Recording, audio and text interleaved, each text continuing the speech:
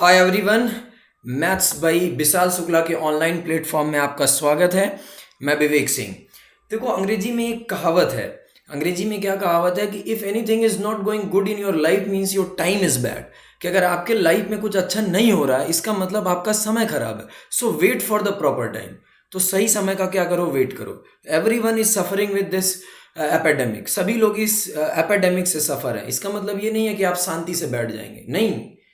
गीता में क्या लिखा है? कर्मणेवाधिकारस्ते माँ फलेषु कदाचन। कर्म करो, फल की इच्छा मत करो। आप अपना काम करिए ना, क्योंकि आपको अपना काम करना है, वो बहुत जरूरी है।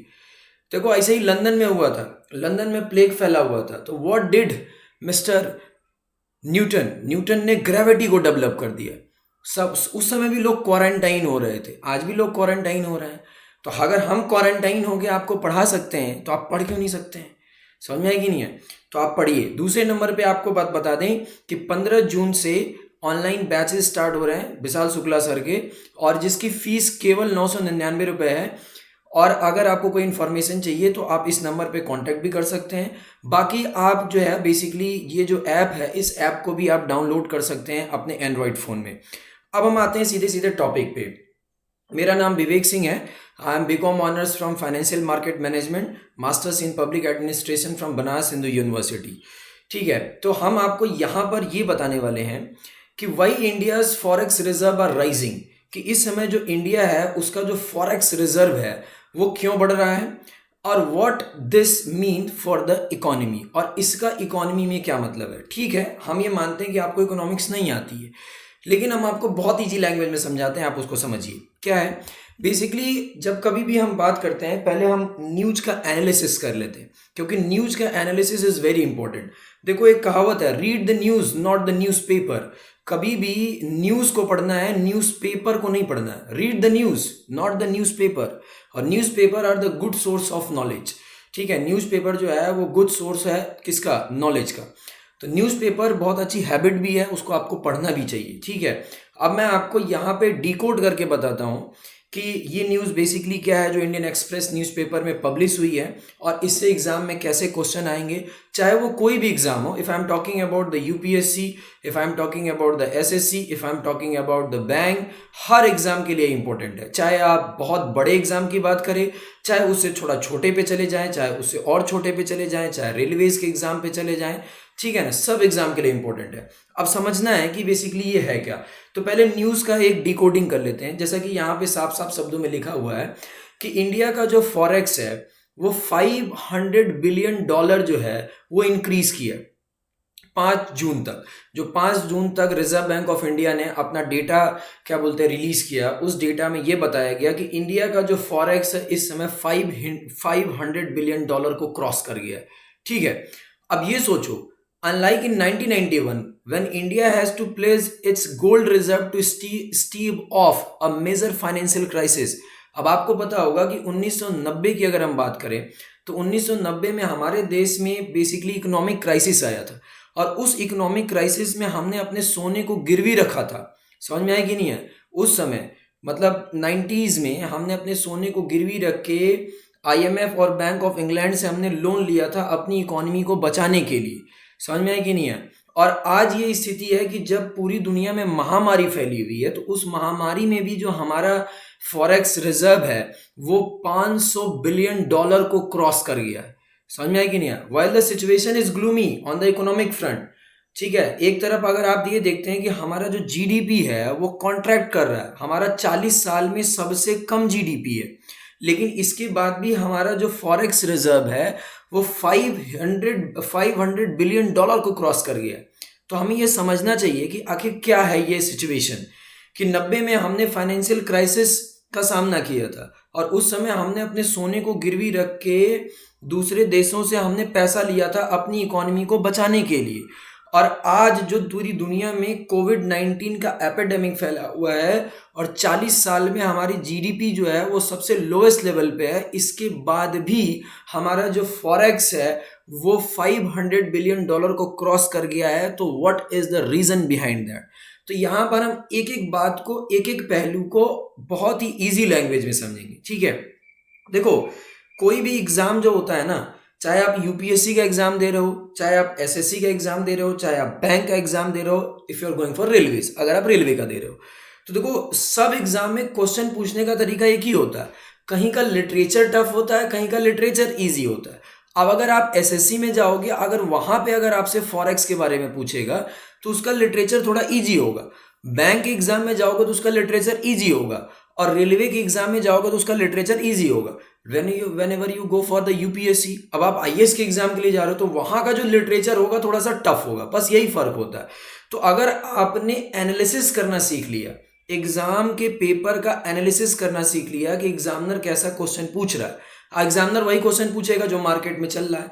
तो देखते हैं क्या बेसिकली ये न्यूज़ है। तो पहले हम ये समझते हैं कि व्हाट आर द फॉरेक्स, कि फॉरेक्स का मतलब क्या होता है, पहले ये समझो। अब सोचो कि 1991 में, मतलब 1990 में जब इंडिया फाइनेंशियल क्राइसिस को, वित्तीय संकट को झेल रहा था, तो उस समय जो हमारे देश का फॉरेक्स था इज ओनली $5.8 बिलियन। और आज जो पूरी दुनिया में एपिडेमिक है, at that time our forex is what, $501.7 billion, all time high. मतलब पूरे इतिहास में सबसे ज्यादा फॉरेक्स पे हम हैं इस समय। समझ में आया कि नहीं? इकोनॉमिक क्राइसिस के टाइम में हमारा फॉरेक्स ओनली $5.8 बिलियन। अब यहां पे लिखा हुआ है कि $5.8 बिलियन एज पर the reserve bank of India, and right now the forex reserve crossed $500 billion. आज जो है वो $500 बिलियन को भी क्या कर गया है, क्रॉस कर गया। तो कहीं ना कहीं हमें ये पढ़ना पड़ेगा। अब एग्जामिनर आपसे डेटा नहीं पूछेगा कि भाई ये बताओ कि इस समय फॉरेक्स कितना है, क्योंकि जो फॉरेक्स है उसका तो डेटा डेली आता है। अब हम यहाँ पे ये समझते हैं, जब डेटा उसका हर महीने आ रहा है, हर 2 महीने, हर 3 महीने पे आ रहा है, तो वो डेटा एग्जामिनर कभी नहीं पूछेगा। एग्जामिनर क्या पूछेगा, कॉन्सेप्ट ऑफ फॉरेक्स, कि what do you mean by forex. अब अगर आप आईएएस का एग्जाम देंगे तो उसमें लिटरेचर थोड़ा सा ऊपर कर देगा, एसएससी का एग्जाम देंगे उसमें लिटरेचर थोड़ा सा नीचे पूछ देगा। अब आपके एसएससी के एग्जाम में पूछेगा कि फॉरेक्स रिजर्व जो है वो इंडिया का कौन मेंटेन करता है, तो हमने आंसर कर दिया आरबीआई।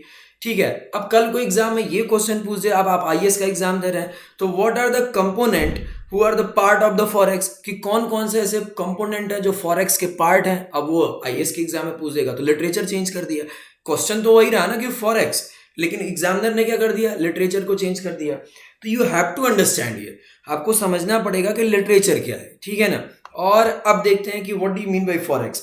देखो, forex reserve are external asset in the form of gold, SDR and foreign currency asset. घबराना का कोई मतलब नहीं है, आई विल एक्सप्लेन इट। सब चीजें मैं एक्सप्लेन करूंगा कि ये गोल्ड का क्या मतलब है, एसडीआर का क्या मतलब है, और फॉरेन करेंसी एसेट का क्या मतलब है। अब कल को आपके एग्जाम में ये क्वेश्चन आता है कि फॉरेक्स में कौन कौन सी चीजें इंक्लूड होती हैं, तो your first answer is gold and the second answer is SDR, ठीक है, स्पेशल ड्रॉइंग राइट्स, और तीसरे नंबर पे फॉरेन करेंसी एसेट। अब आपने ये क्वेश्चन जो पूछा जाएगा, अब ये क्वेश्चन जब भी पूछा जाएगा, ये एसएससी और रेलवेज के एग्जाम में पूछा जाएगा या बैंक के एग्जाम में पूछा जाएगा कि कौन कौन से ऐसे कंपोनेंट हैं जो फॉरेक्स में इंक्लूड होते हैं। ठीक है, तो आपका सीधा सीधा आंसर हो गया, ठीक है।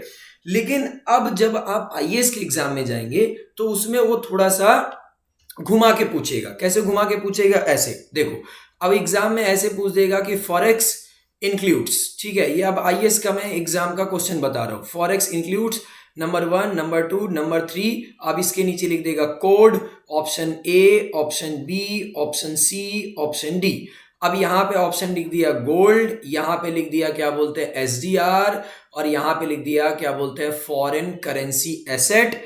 ठीक है, अब यहाँ पे ऑप्शन आपसे पूछेगा ओनली 1 राइट, यहाँ पे पूछेगा ओनली 2 राइट, यहाँ पे पूछेगा 1 and 2 राइट, यहाँ पे लिखा 1 2 3 राइट, तो आंसर 1 2 3 राइट। अभी आईएएस का क्वेश्चन हो गया। एसएससी में क्या क्वेश्चन पूछेगा, अब यही, ये जो ऑप्शन नंबर 1 है, ऑप्शन नंबर 2 है, ऑप्शन नंबर 3 है, ऑप्शन नंबर 4 है। अब यहाँ पे मान लो रुपया डाल दिया, आप पूछेगा इसमें से बताओ कौन सा ऐसा चीज है जो फॉरेक्स नहीं है, तो आंसर क्या हो गया, रुपया। कहने का मतलब क्या है कि you have to be focus on literature only, आपको लिटरेचर पे फोकस करना है, ठीक है ना। देखो, जब कभी भी आप एग्जाम देने जाते हैं तो एग्जाम का सिलेबस क्या लिखता है, सिलेबस ये लिखता है जर्नल स्टडीज, ऐसा तो नहीं लिखता है, पहला वर्ड लिखता है जर्नल स्टडीज, जर्नल स्टडीज लिखता है, ये नहीं लिखता है कि क्या बोलता है स्पेसिफिक स्टडीज। अगर वो स्पेसिफिक स्टडीज लिखता तो आप भाई देते हो वैसा, आप वैसी तैयारी करते। ऐसा तो है नहीं कि you are going for Indian economic service, आप इंडियन इकोनॉमिक सर्विस के लिए तो जा नहीं रहे हो कि आपसे इकोनॉमिक्स का पूरा डेप्थ नॉलेज पूछेगा। You are going for IAS, you are going for SSC, you are going for defence, you are going for railways, ठीक है ना, आप इसके लिए जा रहे हैं। तो वहां पे पहला वर्ड लिखता है जर्नल। तो जर्नल का मतलब क्या हुआ? जर्नल का मतलब सामान्य चीजें आपसे पूछी जाएंगी, सामान्य चीजें। ऐसा नहीं कि कोई चीज आपसे पूछी जाएगी जो स्पेसिफिक होगा। तो फोकस किस पे करना है आपको? जनरल चीज पे, स्पेसिफिक चीजों पे फोकस नहीं करना, ठीक है। कॉन्सेप्ट समझते हैं फॉरेक्स का बेसिकली कॉन्सेप्ट क्या है। तो देखो, हम पहली बात करेंगे कि व्हाट इज गोल्ड। गोल्ड के बारे में आप जानते हैं, गोल्ड मतलब एक मेटल है। SDR, special drawing right. Basically SDR क्या होता है, तो इसके बारे में हम थोड़ा सा नॉलेज देते हैं। तो एसडीआर बेसिकली क्या है? ये एक इंटरनेशनल रिजर्व एसेट है। इंटरनेशनल रिजर्व क्या है? एसेट है, जिसमें हर कंट्री को आईएमएफ के सामने मेंटेन करना पड़ता है। आईएमएफ एक इंटरनेशनल ऑर्गेनाइजेशन है जिसका नाम इंटरनेशनल मॉनेटरी फंड है। इसका जो हेडक्वार्टर है बेसिकली वो वॉशिंगटन डीसी में। तो आईएमएफ के सामने हर एक कंट्री को, जो भी इसकी मेंबर कंट्री है, करंट में 189 member countries are the part of IMF. IMF की जो मेंबर कंट्री है इस समय करंट में वो 189 है। तो हर एक मेंबर कंट्री को आईएमएफ के सामने ये इंटरनेशनल रिजर्व क्या करना पड़ेगा? पार्क करना पड़ता है, उसको रखना पड़ता है। और ये जो बेसिकली इंटरनेशनल रिजर्व होता है ये क्रिएटेड इन 1969। और इसमें बेसिकली क्या होता है? ये 5 करेंसी के बास्केट में मेंटेन किया जाता है। 5 करेंसी के बास्केट में इसको क्या किया जाता है? मेंटेन किया जाता है, जिसमें सबसे पहली जो करेंसी होती है वो यूएस डॉलर होती है, फिर इसके बाद यूरोज होती है, फिर इसके बाद पाउंड स्टर्लिंग होती है जो ब्रिटेन की करेंसी है। यूरोपियन यूनियन एक ऑर्गेनाइजेशन है जहां की जो मेंबर कंट्री है वहां पे यूरो चलती है। यूएस डॉलर, अमेरिका में डॉलर चलता है। पाउंड ब्रिटेन में चलता है। एंड जापानीज येन, जापान का येन। और लास्ट में चाइना का रिम्बिनी, जिसको आप युआन कहते हैं। युआन भी बोल सकते हैं आप, रिम्बिनी भी कह सकते हैं। तो इन 5 करेंसी के बास्केट में हर एक मेंबर कंट्री आईएमएफ के सामने अपना ड्राइंग राइट क्या करती है? मेंटेन करती है। बेसिकली ये ड्राइंग राइट का यूज क्या होता है? अब हम इसके यूज की बात करते हैं। तो बेसिकली इसका यूज क्या होता है, पहले यूज समझते हैं। तो देखो, पहले सारे वर्ड को आप तोड़ दो, ठीक है। जब कभी भी आप पढ़ने बैठते हो, देखो, पढ़ने का मतलब ना है, पढ़ने का मतलब है reading means not going through lines. Studying means not going through lines. Study का मतलब ये नहीं होता कि आप लाइन के साथ चल रहे हैं। स्टडिंग मीन्स अंडरस्टैंडिंग, आपको समझ में आना चाहिए। और जब कभी भी आपको कोई चीज समझ में नहीं आती है ना, तो वर्ड को तोड़ दो। जितना वर्ड को तोड़ोगे उतना ज्यादा क्लियरिटी आना शुरू हो जाएगी। तो जैसे कि इसमें पहला वर्ड क्या लिखा हुआ? स्पेशल, ठीक है। And then the second word is drawing. दूसरा वर्ड कौन सा है? Drawing. And the last word is right. तो whenever we talk about special, तो स्पेशल का मतलब आप समझते हैं। ड्राइंग का मतलब होता है निकालना, राइट मतलब अधिकार। कि भाई हर एक मेंबर कंट्री इन करेंसी के बास्केट में एसडीआर आईएमएफ के सामने रखेगी। और जब कभी भी अब यहां पे समझो कि एक आपको पहले हम आईएमएफ का रोल समझा दें कि what is the role of IMF, कि आईएमएफ का रोल क्या होता है। क्योंकि when you understand the role of IMF, जब आप आईएमएफ का रोल समझ जाएंगे तब आप एसडीआर को समझ सकते हैं कि एसडीआर क्या है। देखो, आईएमएफ का रोल क्या है बेसिकली, जैसे हर एक कंट्री एक्सपोर्ट और इंपोर्ट करती है, एक्सपोर्ट और इंपोर्ट। अब जैसे यही बात है, अब जिस बंदे को ये नहीं समझ में आता है कि what do you mean bye export, what do you mean bye import, तो देखो इन दोनों वर्ड को तोड़ो। इम, आई एम को अलग निकाल दो और ई एक्स को अलग निकाल दो। फिर पोर्ट, पोर्ट का मतलब क्या होता है? बंदरगाह, ठीक है ना। एक्सपोर्ट की बंदरगाह से बाहर भेज रहे हैं, एक्सपोर्ट। और इंपोर्ट बंदरगाह के अंदर आ रहा है। तो जब कभी भी पढ़ना, जहां भी प्रॉब्लम हो, डिक्शनरी मीनिंग पे जाओ, वर्ड को तोड़ दो खटाक से, and then your concept is clear. क्योंकि कॉन्सेप्ट ही मेन चीज है और बेसिक मेन चीज है। क्योंकि without base there is no building. बिना बेस के कोई भी बिल्डिंग नहीं होती है। और हमारी प्रॉब्लम क्या है कि हम बेस पे फोकस नहीं करते। और जब हम बेस पे फोकस नहीं करेंगे तो भाई आप अपनी बिल्डिंग कैसे प्रिपेयर करोगे? तो वेन एवर यू देखो, स्टडी का मतलब होता है अंडरस्टैंडिंग। एकेडमिक्स, कंपटीशन, दोनों में बहुत फर्क है। Academics is a different thing, competition is a different thing. Competition require understanding, कि आप कोई भी चीज पढ़ रहे हैं तो उसकी अंडरस्टैंडिंग होनी चाहिए कि क्यों इंडिया का फॉरेक्स बढ़ रहा है, आज तक नहीं बढ़ा लेकिन अभी क्यों बढ़ रहा है, what is the reason behind that. तो you have to be understand it कि क्यों बढ़ रहा है, क्योंकि जब तक आप ये चीज अंडरस्टैंड नहीं करोगे और जब आपके अंदर अंडरस्टैंडिंग नहीं रहेगी, क्वेश्चन उठा के पूछ लेगा, फिर तुम गिर जाओगे, बोलोगे मुझे समझ में नहीं आया। तो अंडरस्टैंडिंग डेवलप करो। तो what is the role of IMF, then we understand कि व्हाट इज एसडीआर। ये तो फैक्चुअल क्वेश्चन हो गया कि आपने फुल फॉर्म पढ़ लिया, स्पेशल ड्राइंग राइट आईएमएफ के पास मेंटेन होता है, 189 मेंबर कंट्रीज को मेंटेन करती हैं। एसडीआर 1969 में बनाया गया। The basket of SDR maintain in 5 currency, dollar, euro, pound and yen and रिम्बिनी।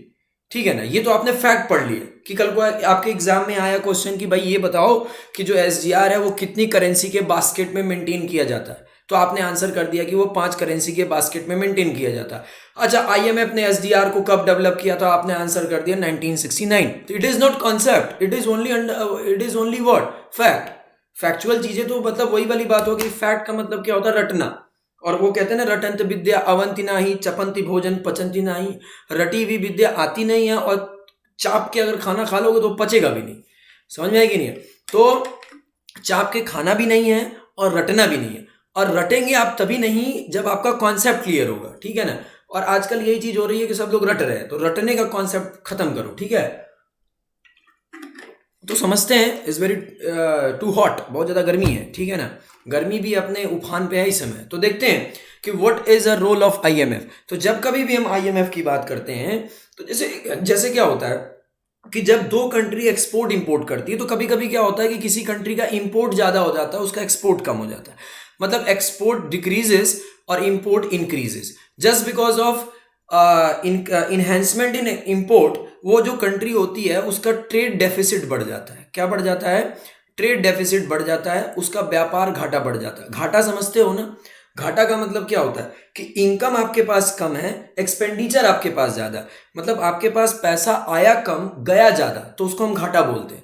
तो वही चीज यहां पे है कि जब कभी भी कोई भी कंट्री एक्सपोर्ट और इंपोर्ट करती है, तो इंपोर्ट और एक्सपोर्ट करते समय उसका जो इंपोर्ट ज्यादा हो जाता है, तो इंपोर्ट ज्यादा होने की वजह से वो कंट्री ट्रेड डेफिसिट में चली जाती है। अच्छा, वो जब कंट्री ट्रेड डेफिसिट में चली जाती है, तो उस ट्रेड डेफिसिट को पाटने के लिए, उसको एडजस्ट करने के लिए, उसको सही करने के लिए आईएमएफ उस कंट्री को लोन देती है। जैसा कि 1990 में जब हमारे देश में इकोनॉमिक क्राइसिस आया था, जब केवल हमारे पास 5.8 बिलियन डॉलर का केवल फॉरेक्स बचा हुआ था, तो हम आईएमएफ के पास गए, अपना सोना गिरवी रखा और आईएमएफ ने हमको लोन दिया। क्यों लोन दिया? ताकि हम एक्सपोर्ट इंपोर्ट को कंटिन्यू रख सकते। उसको अंग्रेजी में बोलते हैं इकोनॉमिक अनरेस्ट। क्या बोलते हैं? Economic unrest. याद रखना, इज वेरी इंपॉर्टेंट टर्म। ठीक है ना। तो मैं आपको कैसे समझा रहा हूं, मैं आपको पहले बेसिक्स पे आ रहा हूं, फिर बेसिक्स से आपको कॉन्सेप्ट बिल्ड कर रहा हूं।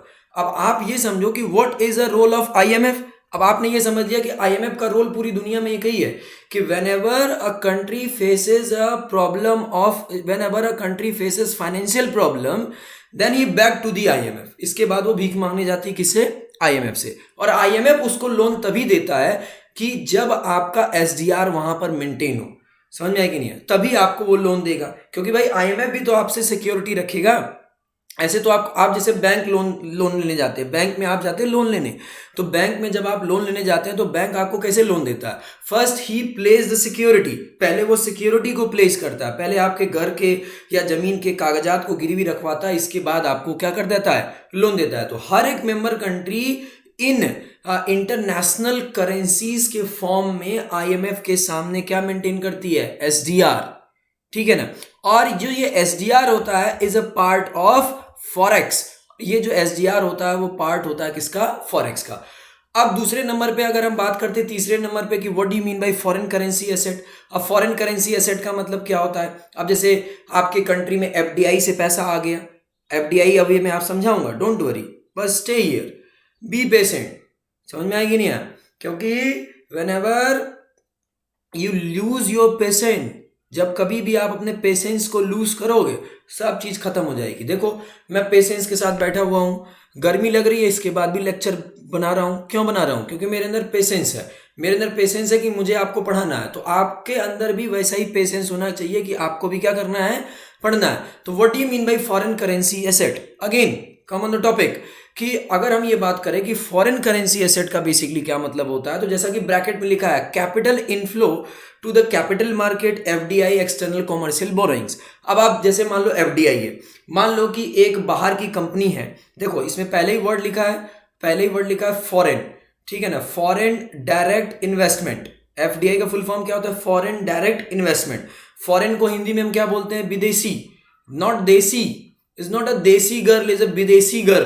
तो विदेशी का मतलब क्या हुआ? जो बाहर से आ रहा है, ठीक है ना। तो मान लो बाहर की कोई एक कंपनी आपके देश में आती है तो वो पैसा तो लेके आएगी। अब मान लो अमेरिका की कोई कंपनी है, वो इंडिया में आती है, ठीक है ना, वो अपना प्लांट लगाती है, तो वो तो पैसा लेके आएगी, तो डॉलर लेके आएगी ना। ऐसा तो नहीं कि अमेरिका में रुपया चल रहा है, वहां पे डॉलर चल रहा है, तो वो पैसा आएगा, तो उसको भी हम क्या बोलते हैं? उसी चीज को हम फॉरेन करेंसी एसेट कहते हैं। तो ये जो तीन पार्ट होता है, इन्हीं तीन पार्ट से मिलके क्या बनता है? फॉरेक्स, फॉरेन एक्सचेंज रिजर्व, विदेशी विनिमय भंडार इन हिंदी। तो आप क्लियर टॉपिक? ये मैंने बेसिक पढ़ाया। अब इसी तरीके के और भी एडवांस लेक्चर आपको प्रोवाइड किए जाएंगे अगर आप एडमिशन लेंगे तो। सिंपल सी बात है, क्योंकि अगर आपको कुछ आता है तो वो काम कभी फ्री में नहीं करना चाहिए, ठीक है। अच्छा, why are forex rising despite the slow down in the economy? अब सोचो, एक तरफ आपकी जीडीपी जो है वो 40 साल के निचले स्तर पे। What do you mean by GDP? GDP का क्या मतलब होता है? Gross and then you call domestic and then you call product. आप क्या बोलते हैं? Gross domestic product. तो ग्रॉस का मतलब मैथमेटिक्स में क्या होता है? Total.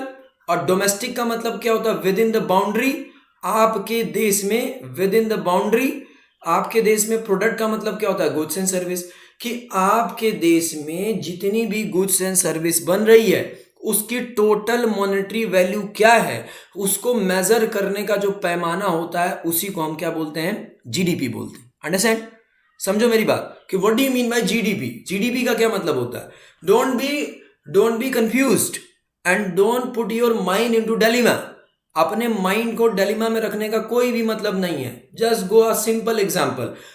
Human mind require only two things. एक आम आदमी जो होता है या जो ह्यूमन होता है उसको दो चीज चाहिए होती है पूरे लाइफ में। First one is goods and second one is service. तीसरी कोई चीज नहीं चाहिए होती है। अगर आपकी तबीयत खराब है तो आपको डॉक्टर चाहिए। आपको अपने बच्चे को पढ़ाना है तो आप स्कूल लेके जाओगे। समझ में आया कि नहीं? आपको कहीं जाना है तो ट्रेन चाहिए, बस चाहिए, फ्लाइट चाहिए। समझ में आया कि नहीं? आपको बस दो ही चीज चाहिए, नथिंग। ह्यूमन माइंड को और तीसरी चीज नहीं चाहिए, goods and service. And goods and service decide your living standard. If you are travelling with BMW, आपका लिविंग स्टैंडर्ड हाई है। You are travelling with Alto, आपका लिविंग स्टैंडर्ड लो है। You are travelling with cycle, और low है। तो इस देश में, किसी भी देश में, इसी देश की बात नहीं कर रहा, I am not talking about the India, I am talking about the US, Russia, China, Germany, France, Poland, Britain, सब कंट्री का एग्जांपल ले लो। किसी भी देश में जितनी भी गुड्स एंड सर्विस पैदा होती है, ठीक है ना, उसको पैदा करने से उस कंट्री के पास कितना पैसा आया, कितना इनकम आया। अब देखो, इन एंड देन कम, पहला वर्ड क्या है? In and then the second word is what? Come. Come in, जो पैसा आ रहा है उसको जो मेजर किया जाएगा, उसको मेजर किया जाएगा तो उसी को अंग्रेजी में क्या बोलेंगे? ग्रॉस डोमेस्टिक प्रोडक्ट, सकल घरेलू उत्पाद। अब the question arises in front of you कि आज स्लो डाउन चल रहा है और स्लो डाउन की वजह से 40 साल के अंदर पूरे भारत की जो जीडीपी है वो 4% से नीचे चली आई है, 5% से नीचे चली आई है। और इस समय आपके देश में फॉरेक्स कैसे बढ़ रहा है? Question is that. तो the major reason for the rise in forex, अब ये जो फॉरेक्स में जैसे यहां पे लिखा है कि the major reason for the rise in forex in the rise in investment in foreign portfolio investment in Indian stocks and foreign direct investment. खत्म क्वेश्चन। अब कल को एग्जाम में क्वेश्चन आ गया कि मान लो आप you are going for the exam, अक्टूबर में मान लो आपका एग्जाम है IAS का या CDS का या NDA का या SSC का या बैंक का।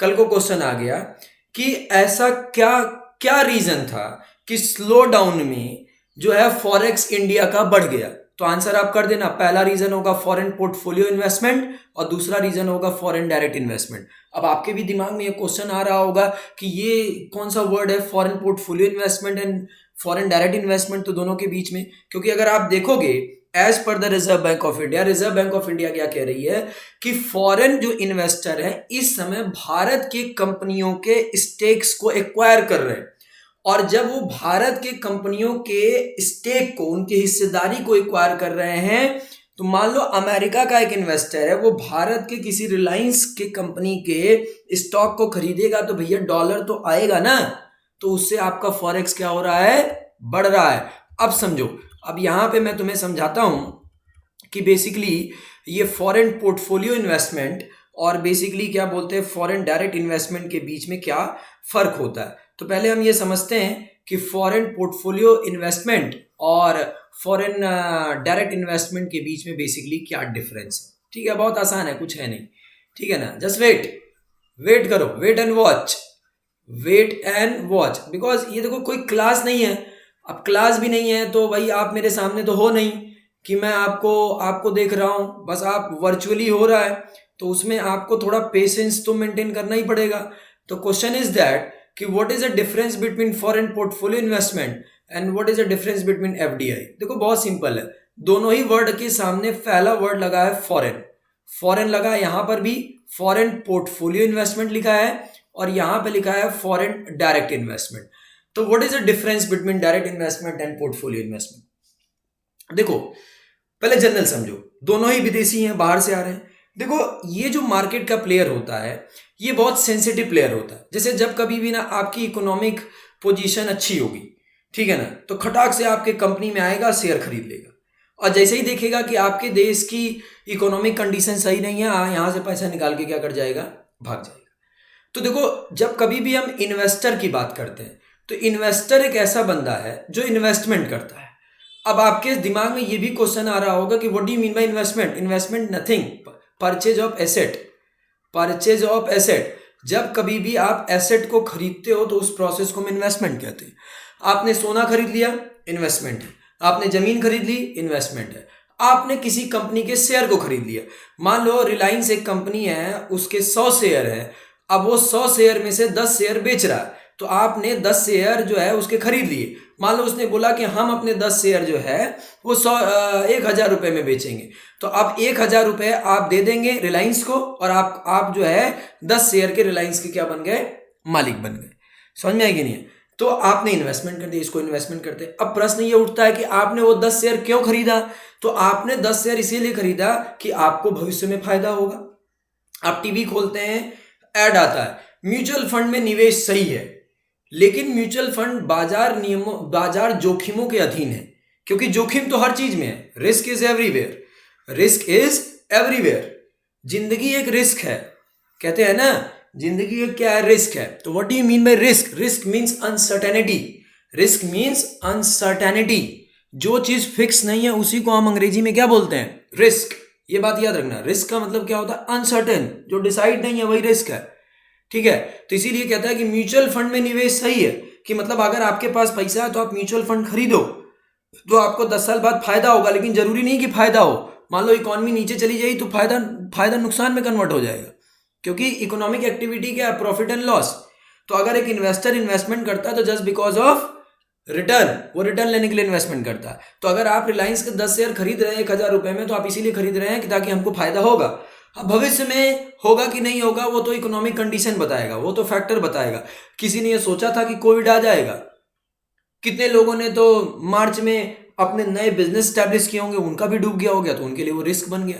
तो रिस्क इज एवरीवेयर। तो देखो जब कभी भी आपकी इकोनॉमिक कंडीशन अच्छी होती है तो जो विदेशी होते हैं, मतलब आप जैसे यूनाइटेड स्टेट्स ऑफ अमेरिका हुआ, यूरोप हुआ, तो ये सब ऐसी कंट्री हैं जो कैपिटल इंटेंसिव कंट्री है। इनको हम कैपिटल इंटेंसिव कंट्री बोलते हैं क्योंकि यहाँ पे कैपिटल ज्यादा है, लेबर कम है। तो ये क्या करते हैं कि पैसा अपना लेके दूसरे मार्केट में लगाना शुरू करते हैं। क्यों लगाना शुरू करते हैं कि वो अगर $10 लगा रहे हैं तो उनको $10 में से $2 का फायदा हो जाएगा।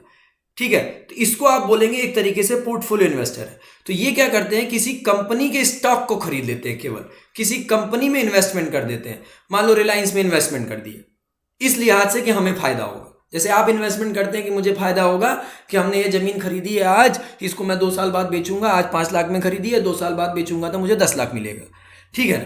तो ये एक सेंसिटिव प्लेयर होते हैं, ये तभी आपके बाजार में आएंगे जब आपके बाजार की स्थिति अच्छी होगी। जब आपके बाजार की स्थिति नहीं अच्छी होगी, पैसा निकालेंगे, भाग जाएंगे। तो ये अनस्टेबल नेचर के होते हैं। तो 2 क्वेश्चन आपके सामने हैं कि फॉरेन पोर्टफोलियो इन्वेस्टर्स जो है वो स्टॉक मार्केट में इन्वेस्टमेंट करते हैं, किसी कंपनी के शेयर्स को खरीदते हैं, विदेश से आते हैं, चूंकि विदेश में पैसा ज़्यादा है, अमेरिका में पैसा ज़्यादा है, यूरोप में पैसा ज़्यादा है, तो वहाँ से वो पैसा यहाँ के मार्केट में लगाते हैं। इसलिए लगाते हैं क्योंकि यहाँ पैसा कम है और यहाँ के लोगों को पैसे की ज़रूरत है, तो यहाँ के लोग जो है अपने स्टॉक्स बेचते हैं, तो उसमें वो इन्वेस्टमेंट कर देते हैं। तो एफपीआई का जो इन्वेस्टमेंट होता है वो स्टॉक मार्केट में होता है, और ये अनस्टेबल नेचर के होते हैं। इकोनॉमिक कंडीशन अच्छी होगी तभी आपके बाजार में इन्वेस्टमेंट करेंगे, अच्छी नहीं होगी तो चले जाएंगे। लेकिन जो एफडीआई होता है वो स्टेबल नेचर का होता है, वो एक लॉन्ग पर्सपेक्टिव से आता है। जब कभी भी वो आपके बाजार में आएगा तो वो लॉन्ग पर्सपेक्टिव से आएगा। अब वो आपके इंफ्रास्ट्रक्चर के सेक्टर में आ रहा है कि डिफेंस के सेक्टर में आ रहा है कि बैंकिंग सेक्टर में आ रहा है, वो मैटर अलग है। लेकिन जब भी ये आएगा तो ये काफ़ी प्लानिंग से आएगा, ठीक है, प्लानिंग से आएगा। यहाँ पे बिजनेस करने के लिए आएगा। अब केएफसी है, मान लो केएफसी एक रेस्टोरेंट है जो चिकन बेचता है, तो अगर वो आएगा इंडिया में तो वो प्लानिंग से आएगा, वो 10 जगह अपने स्टोर लगाएगा और वो लॉन्ग पर्सपेक्टिव से आएगा। लेकिन ये शॉर्ट पर्सपेक्टिव से आते हैं। कौन? एफपीआई। फॉरेन पोर्टफोलियो इन्वेस्टमेंट के बारे में याद रखना, पहला चीज स्टॉक मार्केट में इन्वेस्टमेंट करते हैं, अनस्टेबल होते हैं, भागते बहुत जल्दी हैं यहाँ से, ठीक है ना, और स्टॉक मार्केट में इन्वेस्टमेंट करते हैं और शॉर्ट टर्म पर्सपेक्टिव से आते हैं, केवल रिटर्न कमाने के लिए आते हैं। लेकिन जो एफडीआई होता है वो लॉन्ग पर्सपेक्टिव से आता है, काफी दिनों तक यहाँ पर क्या करता है, रहता है। तो आपने इधर भी ये न्यूज सुना होगा कि फेसबुक ने रिलायंस के शेयर को खरीदा। समझ में आएगी नहीं है? तो फेसबुक ने रिलायंस के शेयर को खरीदा और केवल रिलायंस के शेयर के खरीदने से 97 करोड़ रुपया जो है इंडिया में आया। तो इस तरीके से इस समय क्या हो रहा है कि जितने भी भारत की कंपनियां हैं उनमें विदेशी जो है कोविड-19 की वजह से अपनी अपॉर्चुनिटी देख रहे हैं और यहाँ पर इन्वेस्टमेंट कर रहे हैं, और उसके वजह से जो आपका फॉरेक्स का मार्केट है वो क्या कर रहा है, आपका जो फॉरेक्स का अकाउंट है वो क्या कर रहा है, इंक्रीज कर रहा है। ठीक है ना, ऐसे पढ़ना है, अंडरस्टैंडिंग होनी चाहिए, रटना नहीं है। This is me Vivek Guruji, bye bye, thanks for watching us.